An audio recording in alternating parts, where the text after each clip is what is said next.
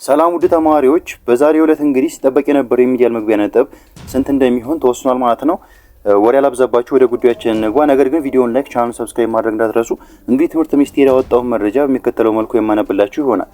ማስታወቂያ የሚዲያል መግቢያ ነጥብን ስለማሳወቅ የትምህርት ሚኒስቴር በ2018 ዓ.ም የትምህርት ዘመን የመንግስት ዩኒቨርሲቲዎች በተፈጥሮ ሳይንስና ማህበራዊ ሳይንስ መስኮች 49.5% በታች ያስመዘገቡ ነገር ግን ከዚህ በታች የተዘረዘሩትን የሚያሟሉ ተማሪዎች የሪሚዲያል ፕሮግራም ተጠቃሚ መሆናቸውን እናሳውቃለን።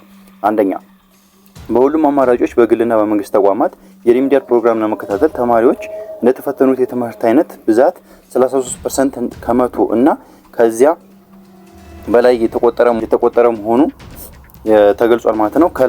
ከላይ በተራ ቁጥር 1 የተገለጸው እንደተጠበቀ ሆኖ በመንግስት ተቋማት ወጪያቸው በመንግስት ተሸፍኖ የሪሚዲያል ፕሮግራም የሚከታተሉ ተማሪዎች የመቁረጫ ነጥብ ያሟሉ ብቻ ይሆናሉ ማለት ነው።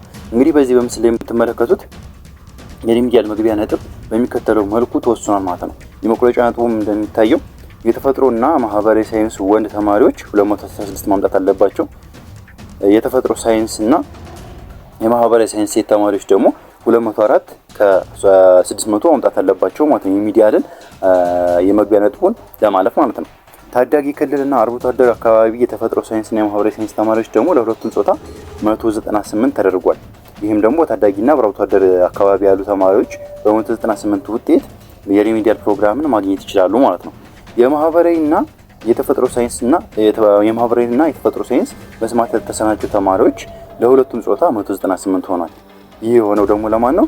ማህበራዊ ሳይንስ እና ተፈጥሮ ሳይንስ ሆኖ መስማት የተሳናቸው ወይም ደግሞ አካል ጉዳተኛ ተማሪዎች 198 ሆኗል ማለት ነው።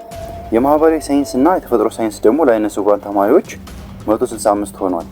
ለመስማት የተሳናቸው ተማሪዎች የተደረገው ስንት ነው? 198 ሲሆን መስማት ለዓይነ ስውራን ተማሪዎች ደግሞ ለሁለቱም ጾታ ለወንድም ለሴትም 165 ካመጡ የሪሚዲያል ፕሮግራምን በአሁኑ ዓመት ማግኘት ይችላሉ ማለት ነው።